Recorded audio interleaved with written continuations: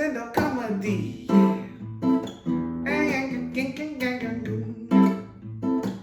He does missionary on his back. Missionary on his back. Yeah, missionary on his back. Yeah, missionary on his back. Hey. Johnny Castillo, you are my mijo. You do stand up. Hey, welcome to a new episode of You Do Comedy. My guest today is Amir Kalil, also known as Amiracle. I'm not gonna lie, the audio kind of sucks. I messed up with the mics. I used the audio from the iPhone. Bear with me. It's a pretty good interview. Today's topic is having a gimmick, something that makes you stand out. If you've never seen Amir, he's got a guitar with it, and he's hilarious with and without the guitar. So anyways, let's hear his opinions and thoughts and enjoy the show. Also, be sure to like, comment, subscribe, and all that good stuff. And follow us on social media. He does missionary on his back. Welcome to the show. Thanks for having me. Everybody says that, but I don't think everybody means that. No. It's a huge inconvenience. I know. But thank you for wasting your time with me. You're welcome, Johnny. First time on the show, obviously, to the show You Do Comedy. My guest today is Amiracle. I'm doing the intro a little different today. Usually I do like an intro after the show and then recap what we talked about, but I'm just going to do it from the start while you're here. Okay. So my guest today is Amir, the Amiracle, Los Angeles transplant comedian down in Las Vegas. We're going to talk about, how do I say this the right way? It's not like gimmicky comedy. Oh, thanks a lot. So glad to be on your podcast. I said, as soon as I'm here, I'm called a gimmicky ass comedian. I said, I don't want to say it the wrong way. Piece of shit, Johnny. It's a sensitive topic. But no, what I want to talk about is the guitar in general. Like you don't do just regular stand up. You got your guitar also. Yeah, I don't do regular stand up. I said you don't just do regular stand up. Jeez, sensitive. Oh my gosh. Yeah, no, I don't do pure stand up. I mean, I do, and I'm good at regular pure stand up, but I use the guitar to add some flavors and to bring something different to the stage. Right, exactly. That's a better way of saying what I wanted to say. So thank you for clarifying. Yeah. Oh, good. Your phone's not on mute. That's Perfect. yours. Oh. I even said, all right, going on. Do not disturb. Oh wow. Hey, fuck your podcast, John. Man, this is I've got footage of you saying some shit. I'm gonna cancel you. Let's get into this stuff. So the first question I gotta ask, I've been doing it now. That's just my trademark at this point, I guess. So Amir, you do comedy, right? Yes, Johnny. Thanks for asking. It's an odd question, but I've actually had one person tell me yes, and then like 2 minutes later they get off the call because like I don't do comedy. So I have to say it for legit reasons. Okay. All right. So the first thing I want to know, because I've only met you, only hung out with you a few times. You've only been here a couple months now. And I ask everybody this. I want to know your origin story. Like, what made you say I'm going to do comedy? And then I want to hear your first time on stage, how it went, how you felt. So give me the deets. Oh man, well, how far back should I go? Because I had an attempt at comedy in junior high. I attempted it again in my early 20s as a musician, and then I didn't really embrace it till like later on in my early 30s, and I was just like, okay, and I was like committed to the cause. Okay, so you had 3 reboots. Okay.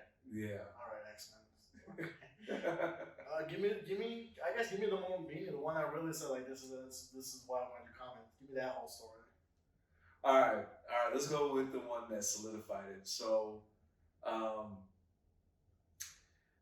remember I was going through a period of my life where I was not focused on making it as a musician anymore. I was over it. I gave myself like 10 years to really becoming like a touring musician that was in a band and wrote songs, was in the studio and touring the world. And I felt like I had moments of success, but it wasn't like anywhere close to where I wanted to be. So I was like, all right, I'm just gonna barbecue and drink whiskey and fuck bitches, and that was like my new goal in life.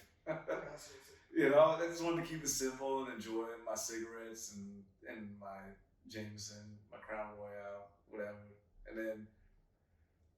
then I thought about like, oh, you know, stand-up comedy is like the scariest thing in the world that I've always wanted to try. And I was always just fascinated with watching live stand-up comedy. I remember like seeing Chris D'Elia before he was famous. I was just like, wow, that guy is a fucking genius. Still feel that way? I still think he's hilarious. I do. He's like one of my favorite people to watch live. It's unfortunate what happened to him. I don't know if it's true or not. I hope it's not. I hope he's innocent because he's got talent. But yeah, man. So I was thinking about it, and I made the mistake of telling some friends like, "Hey, I'm thinking about trying stand up." And you know how friends are. They're like, "You're not funny." That's what they all say. You're not funny, and don't try it. So I didn't try it for a while, and then I saw a flyer for like a free comedy class. I was like, ooh, that looks interesting. So I was in Santa Monica, saw it in the alley, and so I took a picture of it. I was like, I'm gonna check that out. And then when I went to the free class, his name was Greg Dean. I was like, hey, Greg. I was like, what if you're just like kind of funny? Like, can you like get funnier? Like, if you're not like naturally really funny? And he's like, hell yeah, it's like a muscle. You gotta work it out. I was like, dude, I love working out. That's exactly right up my alley. I work out all the time. I can work the funny bone. He's like, all right. And so I took his it was a writing class.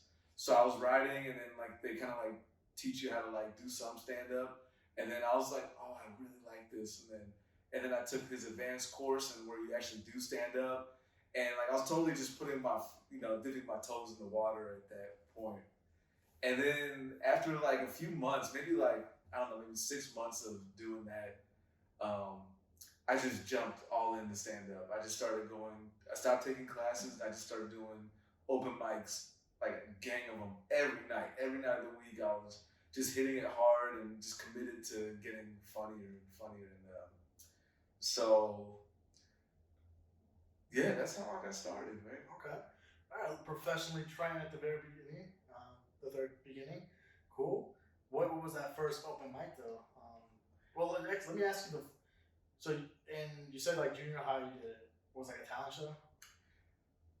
Yeah, you nailed it. It was a talent show. I just learned how to play guitar, and I thought I had the talent to sing and play guitar in front of the whole school, and I did not. But I thought I did.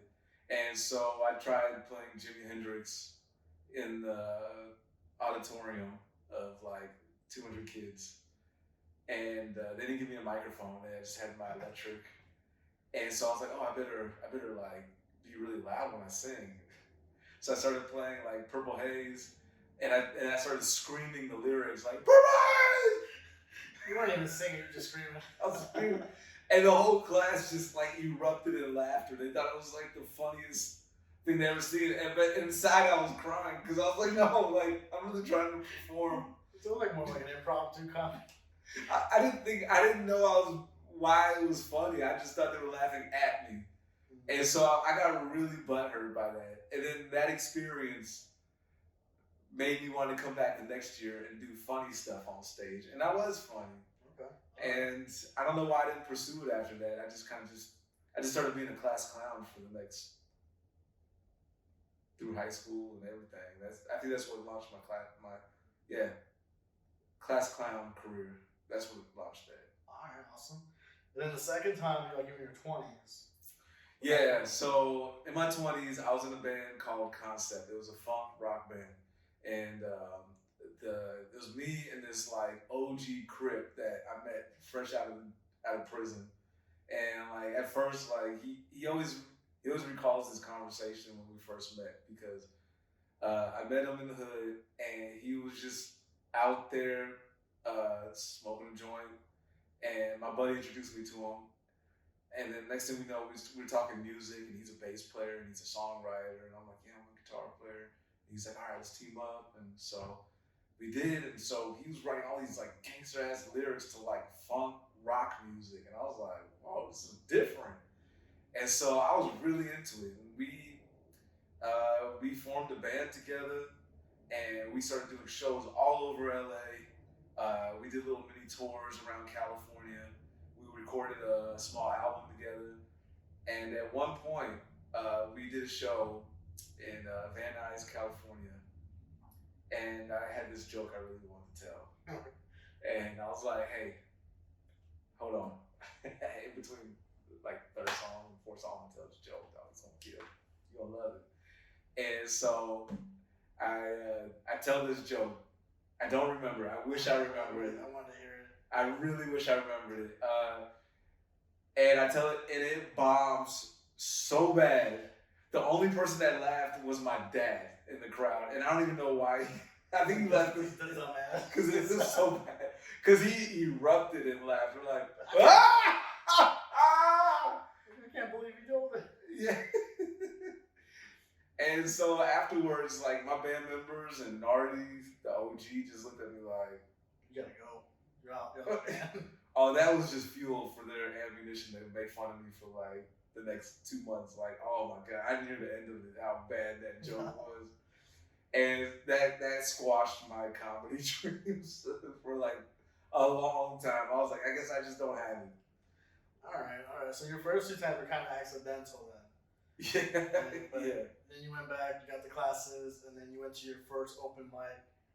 How did you bomb on your first open mic too? Or Yeah. how was it? Yeah. My first open mic was at Flappers. Maybe like a couple months into taking those classes. My buddy, I think his name was Brian Shin. I can't remember because I don't think he does comedy anymore. But we took edibles and we went to Flappers and we were drinking and getting shit-faced. And by the time I went up on stage, it was probably like 1-something in the morning. Nobody was there except the host and Brian Shin. And Brian was talking to another person, completely ignoring me on stage. So I was like, all right, like I'm pretty fucked up and there's no pressure. So I told like a joke, and the host kind of been like, he gave me like that smile laugh, like. I was like, hey, all right. I had one joke. I think my first joke I wrote was, I'm mixed with black and Arabic. So my favorite restaurant is Roscoe's Fried Chicken and Falafels. And the host laughed and I was like, all right, I got something right there. And I was like, well, I guess I got a couple more minutes. It was like a 3-minute set. He's like, yeah, you can do whatever you want. And I was like, I think I'm good. I will go on the high. Yeah, so it wasn't like that I bombed. It was just that like nobody was really paying attention and I was shit-faced. And I was like, all right, okay. Pop that cherry. Yeah, that's good. All right. And you came back, obviously, so it went well. Better than the other 2 times. I did. I had a good first show at the Comedy Store for the Greg Dean class, and I was hacky, but they laughed, and he put me up last because I brought most people. It's like like when you do like a class show, it's like it's a bringer show, and people kind of understand that like, hey, everybody's new. Yeah. Let's do a stand up, so there's kind of like a low bar, like a little talent show, like a kid talent show. Yeah. All right, that's cool. That's good. So you kind of got the headline because you brought most people. And this was before I even thought about using guitar. So this was just like doing pure stand up. And people said I was acting like Chris Rock or whatever back then. I guess that was my biggest influence at the time. I don't see it. Maybe. Yeah, not now. Well, I mean, I was trying to picture like, does he ever like give off like a Chris Rock vibe or any of the Chris vibes? No. I'm like, nah. Nah. So you grew out of the hackiness, so that's good. That's always I know what you mean. I got some hacky joke stuff in it, and I'm like, I don't know. Yeah, I still have some hacky jokes in my set, but they still crush. So it's just like, all right, it's for them, not for me. It's for you guys. It's smaller for you guys. That's right, guys. We hate ourselves with some of the jokes we tell. I do. Yeah, we cry inside. And outside. Yeah, that's why we do drugs and drink. Don't listen to him. I'm sober. At the moment, yeah. I don't want to lie anymore, so we're gonna just switch topics. Yeah. Alright, so you did good, and this was all before you were doing guitar. So what? Well, because this is the thing. Like everyone's got some kind of gimmick to their stand up. Right. Like like Bert Crunch, he takes his shirt off. Yeah. You know? Yeah. You have a guitar. You're not the only one that has a guitar, but there's not many here in Vegas that do. You know, I think I can name 3 people that have a guitar, and there's like hundreds of us that don't, just doing pure jokes. So you stand out because of that. Was that your intention all along when you decided to pick up a guitar to do comedy, or what was it? Good question, Johnny. It was always easy for me to talk while playing guitar. Like when I was playing in high school, like I had this ability to be able to walk and make a beat with my footsteps and play and talk and sing at the same time.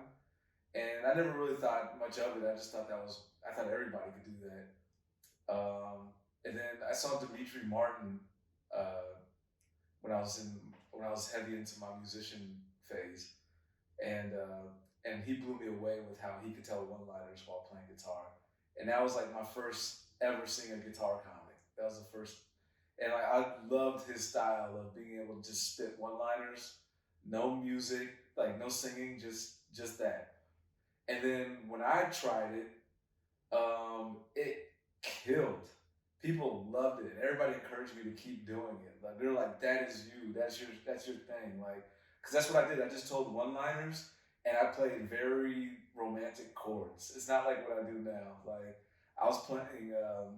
Here, I'll just play it for you. Here you go, exclusive, only on the podcast. All right. So this is what I sounded like when I first started telling stand-up.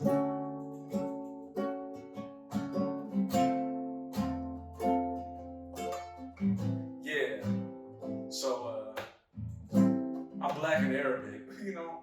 Anyway, so let me show you guys what I'm gonna do now. Yeah, so it was really mellow. So like I would put like people into a trance, and I would get big laughs. And then like one time it bombed really bad in front of a girl that I was dating too, who was also a comic, and it bombed so bad, like she lost all respect for me as a comedian after that.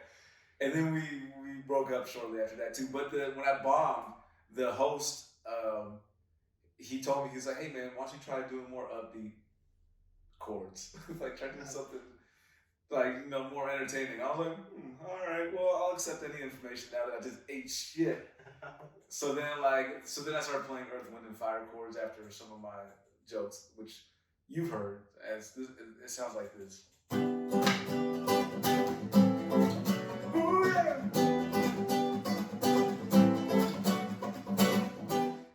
So I would do that to like keep because like my vibe when I talk is like very chill. So, but like the guitar makes it seem like I have more energy, more play. Yeah, when you mention that, definitely, because it's like a talking. Ooh, here's a little bit. Let me make it higher. Yeah. On a roller coaster with them. Yeah. So, yeah. So that's I forgot what your original question was, but I hope that answered it. Nah, don't worry. We'll go back to it. Don't worry. So basically, you were inspired by another comedian, and like, let me do this. Let me just try it. That was the theory behind it, right? Yeah, I just thought I would try it, and it yeah, like I said, it crushed, and I got encouraged to keep doing it. Right, and then you kept doing it. How long have you been doing like how long were you doing stand-up without the guitar until you decided, let me throw this into the mix? I did my first show at the Comedy Store for that comedy class. So I think like a few months later was me using the guitar. Okay, so very early in the career, and then you just kept using it ever since then, or were they like, I'm not gonna use this week, I'm not gonna use this month, or whatever? I would say probably like my fourth year in the comedy, third, fourth. I started having like this insecurity about the guitar, where I was just like, I started getting like a lot of backlash from it from other comedians. One comic even told me like I'll never get booked by headliners because I use the guitar.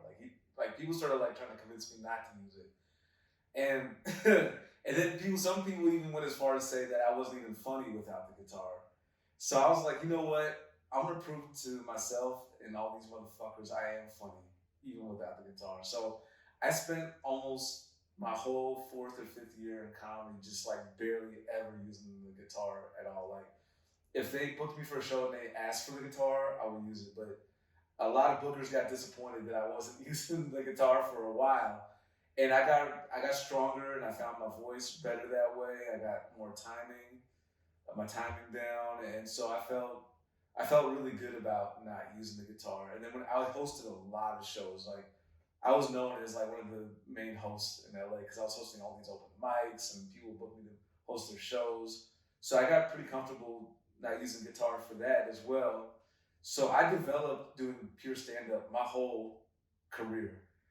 But that 1 year, I really concentrated on not doing it. That was for me, just to prove to myself. So like now, like if I don't want to use a guitar, I'm totally secure in not using it, and I've proved to myself that I can crush without it. And but I want to give the audience something different in the show, so that's why I like to use it. Yeah, it's definitely different. You're the only one that has a guitar in most of these acts, most of these showcases here. Like, you know, because there's only like 3 people I know that have a guitar, and they're never all booked on the same place either. Thank God. Yeah. So safe to assume then you pretty much used the guitar from early on into that 4th year when you took a break. Yeah. Because someone basically shit on you, but it ended up like fueling you, motivating you more. Like, no, I can do it without it. And then you got better without the guitar. So then, why did you bring it back? What made you like, bring the guitar back? Because obviously you're like, I don't need it. Why did I bring it back? Well, it never totally went away because I still used it like, here and there, But I would bring it back for certain shows. And then like people just started telling me like veterans, like guys have been in the game, they're like, look, we get that you want to like not use a guitar for whatever, just to work on your jokes, which I was. But they're like, that's you. That's your thing. The guitar brings out something in you that makes you like more of like a character or charismatic or whatever that they didn't see in me when I wasn't using the guitar. They're like, just use that because they're right. When I do use the guitar, it gives me like a different like, I don't know, it brings something out of me that's like more confident and charismatic that I don't normally bring out of myself without it. So I don't want it to come off in like a wrong way then, but is the guitar like a little bit like a... You say crutch? A little bit like a crutch, but I was looking like for me personally, I know I can do better on stage when I've had at least 1 beer. So maybe that's a crutch for me or an addiction, I don't know. But the point is, I know something that helps me feel better. So is that not the guitar for you then? I mean, at one point it was a crutch. My first few years, I definitely relied on it to be funny because I wasn't that funny without it. I was just okay. I was still sounded. I sounded like a rookie comic my first few years. But like I would say the last 2-3 years that I've developed with and without it, it's definitely not a crutch anymore. Now it's just like a choice. That's what I would say it is. So. It's more like a treat to the audience, like, hey, I'm gonna bring the guitar out tonight, kind of like that. Yeah, but now that I'm here in Vegas, like I don't feel as judged as I did in LA. In LA, like everybody's like, I don't know, it just felt more judgy. Like, oh, you're a guitar comic, you're a hack, whatever. But like out here, it's like I feel like people accept you for being an entertainer. Well, I mean, we are entertainment, Like, there's people on Fremont. You've seen the people what they do on Fremont You know, if we're not judging them, we're not gonna judge you with a guitar. You know, it's like one of those people who work at those hanging from a pole places. I am one of those people that work on Fremont at the Hang Challenge, and we say a lot of hacky shit there, and we do it for them dollars. And you guys get them dollars, so I can't be talking shit. Yeah, we pull in a few grand a day sometimes. So yeah, I don't get to see all that money, so don't come calling me. Alright, well, I mean, yeah, that's cool. I think I've only seen you maybe do one show at an open mic without your guitar, because I know you said like I don't want to do the guitar tonight. I just want to do my jokes. And it is a little bit different, mainly because I've seen you only with a guitar since the first time. Like, oh, there's no guitar. I'm in my head, I'm thinking, where's the guitar? Like, you do a joke, and I'm thinking in my head, I'm like, well, ooh, you know. I know. I get that disappointed feeling from people that have seen the guitar, and then when they see me without it, it's like, oh. But like, I had such a good response in one of my first shows here without the guitar. People were tipping me. Girls were twerking in front of me. Like, I made an extra $100 off tips just from crushing a 10-minute guest spot with no guitar. And I was like, all right. Imagine if I had it. Yeah. That's cool. That's cool. That's awesome, man. But sometimes, like, venues don't have a mic stand. And so when that happens, I've done it to where, like, I'll just not use a guitar, or I'll have the guitar with me, but I'll make somebody hold the microphone in front of my face for a one-liner guitar joke, and I'll be like, all right, great, give me the mic back, and I put the guitar down, and then I'll just bring them back up and down throughout my set, and I'll make fun of them while I fucking have them hold, use my, that's creative, you know, you made another character, you know, that's cool. Yeah. So, but so you did the guitar, you left the guitar, you never left it, and you bring it back, you or the guitar, you can do with or without it. What? Because I think you told me that Craig Robinson, you saw Craig Robinson with the piano, and that was also kind of inspiring. Because I think he said something to you about that. Yeah. So after one of our first nights where I was opening up for him, he was having a conversation with another female comic, and she was saying how she started off a guitar comic, and then all her comedian friends kind of like made fun of her to the point where she stopped.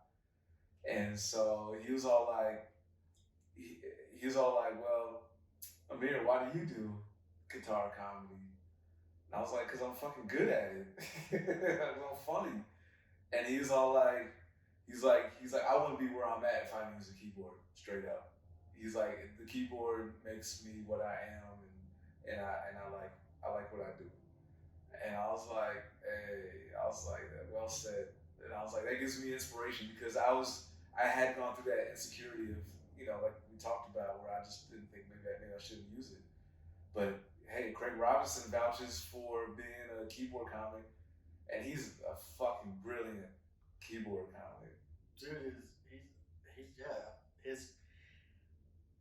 I know what you're trying to say. Like, I can't put it to work. You see him play guitar. He plays guitar elegantly, not just like chopstick. He plays guitar just like you play, he plays piano just like you actually play guitar. It's not. I know a few chords.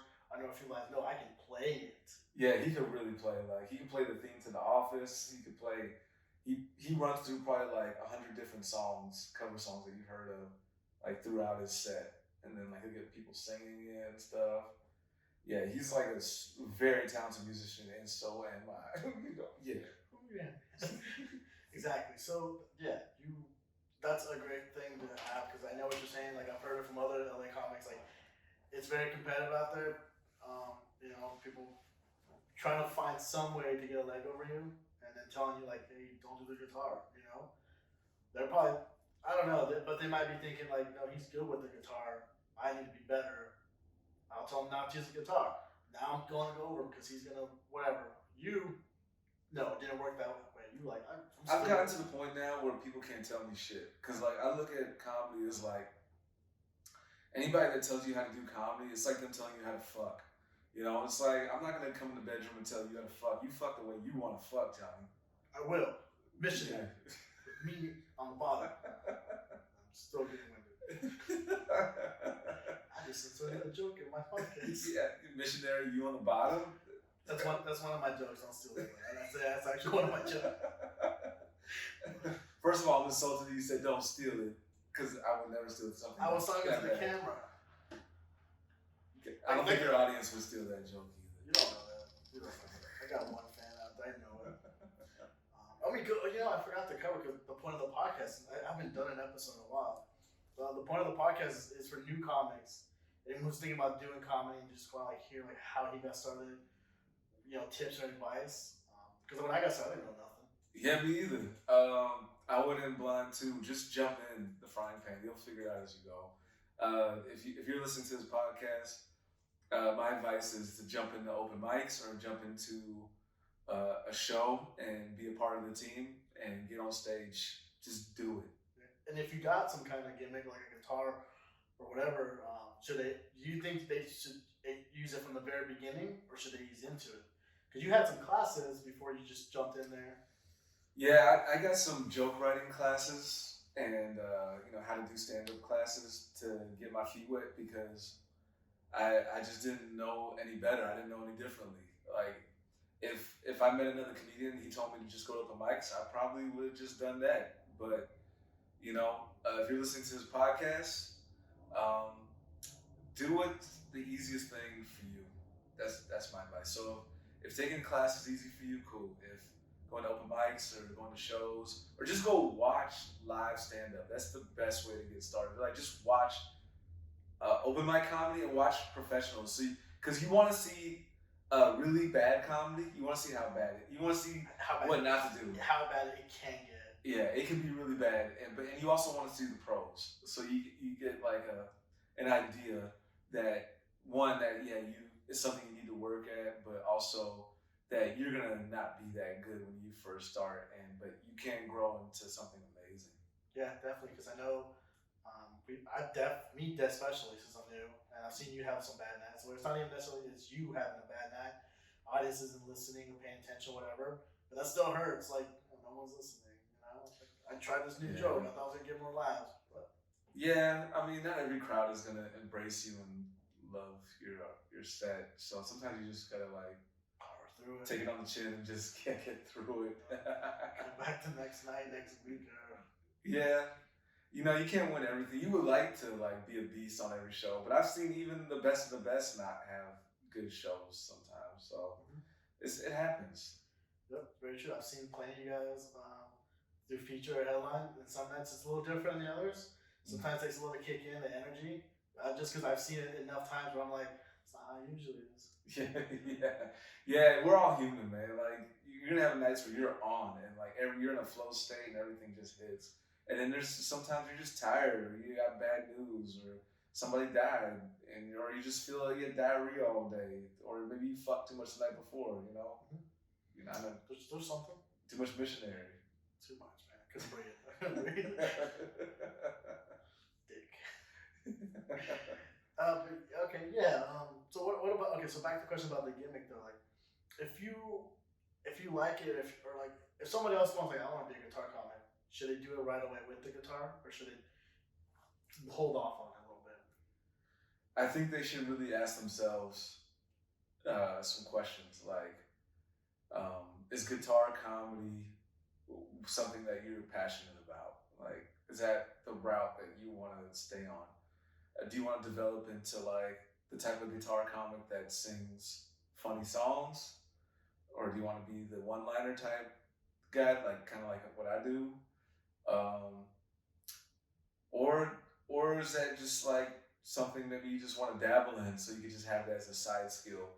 So like, think about who your favorite comedian is, and do you want to emulate their style or be anything like them? And try to imagine where you want to be in 5 years down the line from doing stand-up comedy, because you might write a great guitar comedy song or keyboard or whatever, but do you want to play that for the next 5 to 10 years or whatever? Or are you going to write a lot of them?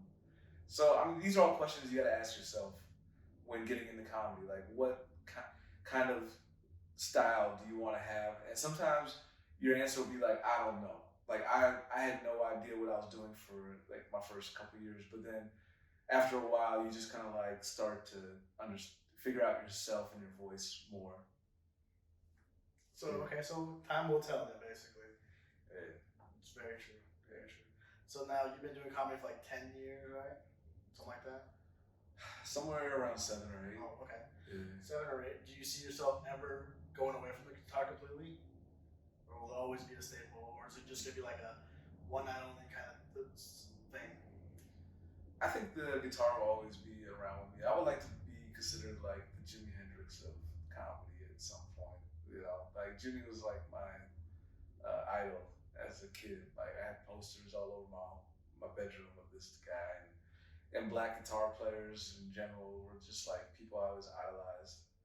And so if I can bring that type of black guitar rock star element to comedy, then that would be my gift to comedy, you know. And then if people want to hire me to not use it, cool. Like when I do acting, I don't need the guitar for that, you know. And if I'm hosting, I don't really use the guitar except for maybe like in the middle here and there. But yeah, man, I'm versatile. Hire me. Definitely. We'll get to the plugs. Don't worry. Yeah. All right. So you want to be the Jimi Hendrix of comedy? Yeah. I kind of see you more like Lenny Kravitz, but to your own. All right, kudos. Yes, I like Lenny. I look up to Lenny. All right, so the last question for the podcast, and I think you kind of already covered it, but if you got something else to say, for any new comic just ready to get started, is there any advice that you wish you could have told yourself that you want to tell them now? Like that. Oh, wow, that's a heavy question. That's good, too. Any advice that I wish I had? Just pass it on to them. And pass it on to them.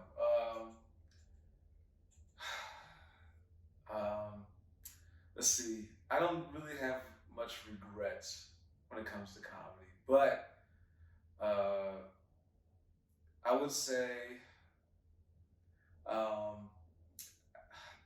watch a lot of stand-up and try to understand it to where you can write and be clever, you know, because when a lot of us start, we are pretty hacky, but and sometimes it takes another comic to tell you that you're hacky to you're like, oh shit, I didn't even know, because I didn't think I was, but then you realize, yeah, when you tell a lot of dick and pussy jokes over and over, yeah, you might be a little hacky.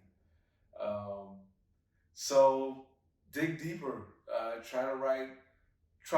If you have like a dirty, really dirty joke, I think this is great advice. This is what somebody gave me. Let's say it's really dirty. It's all about dicks and pussies and stuff like that. Find a way to say that joke without saying the curse words. Make them think it without actually saying it. And if you could do that, then you may have a really clever fucking joke on your hands. I can't even imagine. Like I'm trying to how to. It's kind of hard. So yeah, you gotta be really clever about your words because it is about how you deliver it. Everybody does do pussy, dick jokes, fucking. To do a joke and then someone be like, "Oh shit, you was talking about fucking." Yeah, especially with my set. Most of my jokes are about fucking and dicks. Hey, maybe you should listen to that advice. Yeah.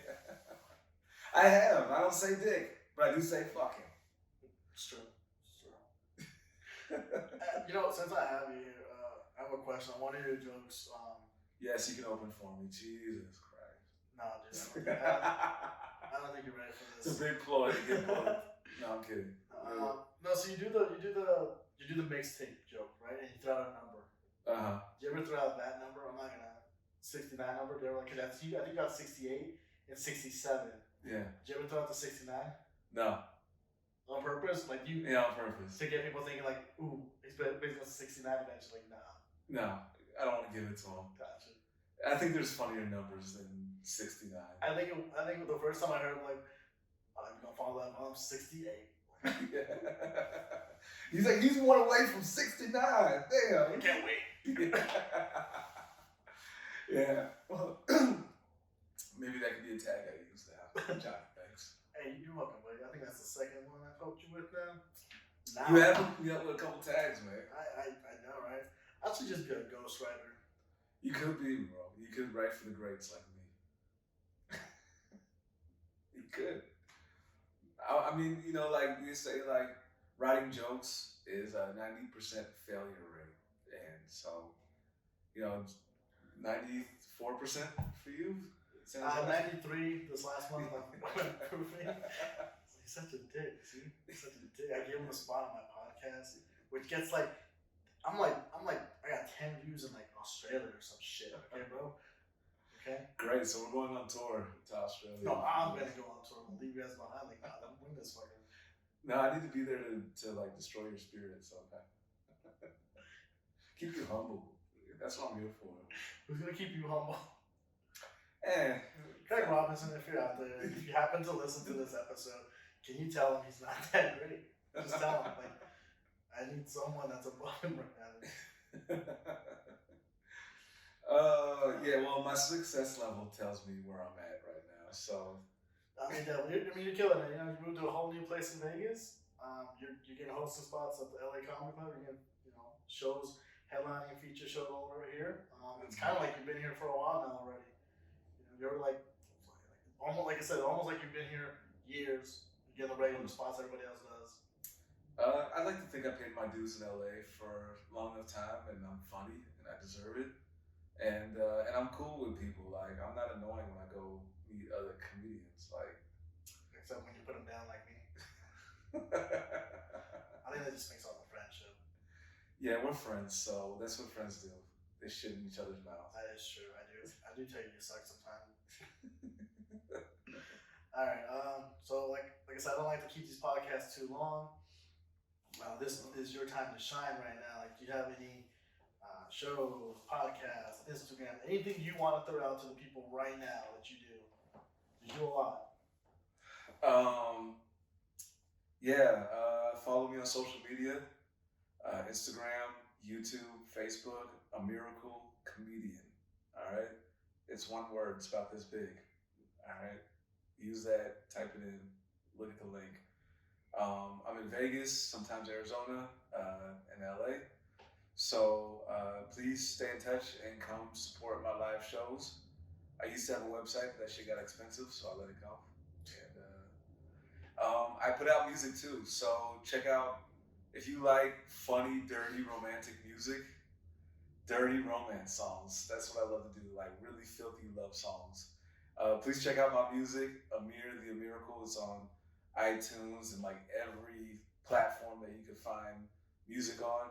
And if you really want to get like a deep dive into the Amiracle experience, look up the Sweet Sweet Laxatives. The Sweet Sweet Laxatives. Yeah, that was one of my first bands that I created it because I was the lead singer, and we wrote some really shitty songs. Sweet Sweet Laxative, right? Shitty songs. I wonder why. Yeah, we dropped bombs, bro. Oh man, we had songs about eating pussy. We had songs about shitting on bitches. I mean, it was just crude humor up the ass. But I'm gonna have to look this up. I'm curious now. This is before I became a stand-up comic. This is what led to me quitting my music career, because the Sweet Sweet Laxatives did not make it big. I feel like the Sweet Sweet Laxatives probably can make it now with Amir the Comedian. Yeah, right? I think we could, because like back then, I had my dreadlocks back then, and they were long, and I was fucking sexy, and I was on my rock star shit, and I was funny, and then I quit, man, and then I just grew out my dreadlocks. I started growing my dreadlocks again like 2 years ago because I said fuck it, I want to piss off my girlfriend, and so, but also I love dreadlocks. It's the look I've always embraced, even though I'm half Arab. I don't give a shit. I got them corn-looking dreadlocks. Low class. It's a little class for them. A little class? A little, dude. I'm not gonna lie. Your dreadlocks. I don't know. Where'd you went to a bar? Where'd you go to barber today? Where'd you go? All right, quick plug. Sports Clips, where girls will give you shitty haircuts and great massages. Maybe they'll sponsor us. All right, well, thanks for being on the show. Thanks for having me, Johnny. It's a pleasure. Anybody watching this, thanks for watching it. Like the video, subscribe to his YouTube channels. I'll have all the links. Definitely catch his Serenade the Hose. Oh yeah, Serenade. people around town. I'm the camera guy. He's the fucking camera guy. Yeah. All right, check it out. All the links will be in the description.